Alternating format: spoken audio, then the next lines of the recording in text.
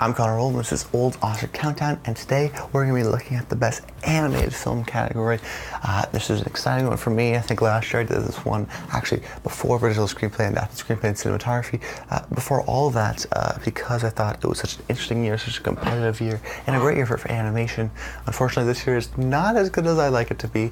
Maybe sort of a weaker year in that sense, but interesting year still, regardless, in the Oscar nominations. Because you have maybe a couple more movies that would slip in that would not in other years, because maybe some of the more mainstream movies haven't been as successful as people hoped. So you're getting some more of these small indie movies, so these sort of weird, stranger type movies that you like. I like to see at the Oscars that normally get in, but it's fun to see that it's going to be, I think, a recurring theme this year, because I don't think it's going to be sort of like the Boss Babies or the Despicable Me 3s. That's just a little hint at the beginning of my picks. But let me start off the show by saying, if you're new to the series, what I do every single week is I break down a new Oscar category for the 2018 nominations. I predict the nominations, what's going to get nominated. From there, once the nominations get announced, I see how well I did, and then I guess and predict what I think is going to win. So I start back to October, so that means some of my things are a little bit outdated, especially my Best Picture video, which was the first in October. So to keep you guys updated in your picks, I do my rising and falling movies of the week, which is just a segment that I like to call Connor's Corner at the top of the show. So rising this week, we're looking at The Post. I think this is a solid contender. I still believe the fact that I don't think it's going to get a win for picture, as I maybe sort of theorized before. I think it could get I could win for picture. Who knows? It's an important movie for sure. But I think that's really cementing its lead as a front runner, because I think it's still, I haven't seen box office numbers yet, but I think it's going to do well box office wise. Plus it's come out, right, and people have seen it, and it's been doing well. People have saying good things and putting it in their top of the year. Now, some of the critics have been putting something like Phantom Thread at the top of the year, but I don't, at the top of their list, but I don't think that's going to get in. I think it's a little bit weird. I think that's a little bit too divisive. The Post is sort of a long shot hit. You know, Tom Hanks, Meryl Streep, Steven Spielberg, December release. It's like, wow, biopic, true story. Wow, it's like, you know, I always call Beautiful Mind Oscar the movie. This is very much like Oscar the movie, which I just mean, you know, it's a movie made for the Oscars, and it feels like in that sense. It's really been staying. It hasn't been died down yet. So The Post, keep those in your predictions for a lot of those categories. I'm thinking score and Best Original Screenplay and both acting nominees in Tom Hanks and Meryl Streep, and Best Picture and Best Director. I think it's really going to be a powerhouse that doesn't necessarily win, but I think, or has a possibility of winning. We really don't know what's going to win this year, because it's such a wide open race.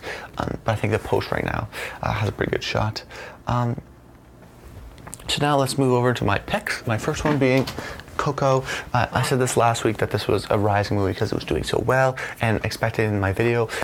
I said, yep, I said that's all true. I'm here, and like I said in that video, it's a very well liked animated movie, and when people in the Academy likes Pixar, they really like Pixar.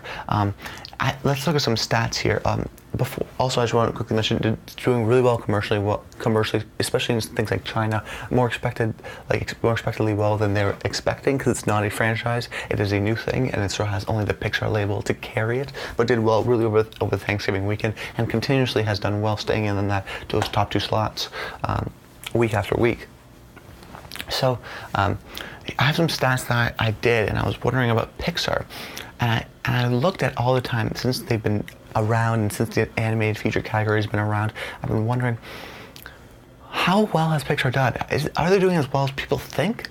And they did better than I thought, for sure. Believe it or not, Pixar has won every single time they've been nominated, except for Cars. So they've been nominated, I think, like 10 times, and they've won every single time, except for Cars. So if they really like your movie, they really like it. Now, last year, you know, there's a couple movies that were on I think, that should have been nominated in their respective years, and probably would have lost in their respective years, but weren't nominated, and sort of surprise snubs. So you have that factor in it. But I think like something like Finding Dory didn't get nominated, Monsters University didn't get nominated. I'm saying if those got nominated, they probably wouldn't have won, right? But for these Pixar movies, I think Coco is a front runner right now and a lock, because if it gets nominated, according to our stats, it is going to win. Very blatantly, very clear. Like right now, I'm not seeing a lot of sort of competition as it hopes, because it fits the Pixar Oscar win mold. It's original IP. It's doing very well at the box office, and it's very well critically liked. People really like this movie. And it has sort of that Pixar aspect where it's very emotional, and they say expect to cry almost, like a great Pixar movie it does.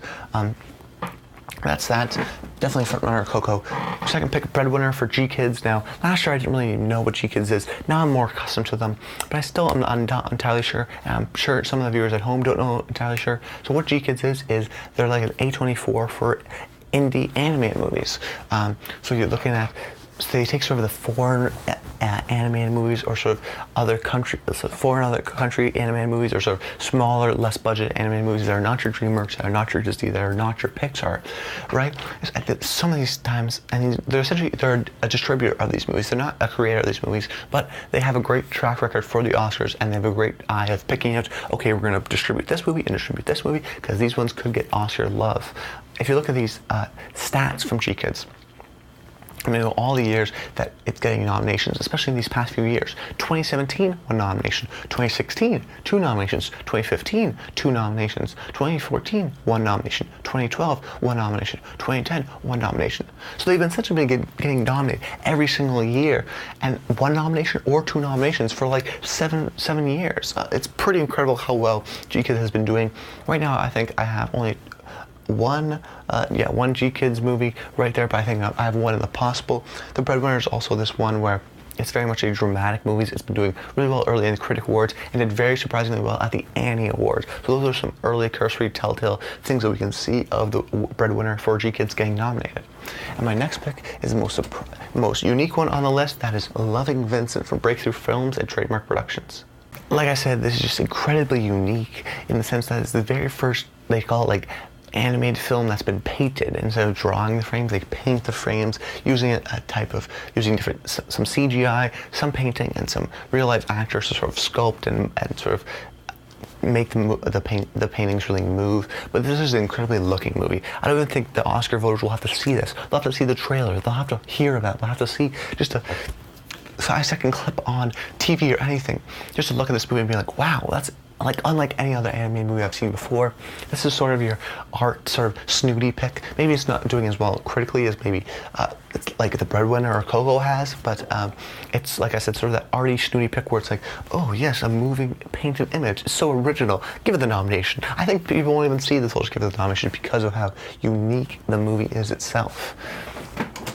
My next pick is Ferdinand for Blue Sky. I was debating on this one, but the last two slots I wasn't entirely sure on because I sort of making a radical change. You'll see that later. So I did. This is from Blue Sky, the creators here of Rio and Ice Age. They got nominated before, but something like the Peanuts movie, for example, doesn't get in last year. So they're maybe a little bit hit and miss.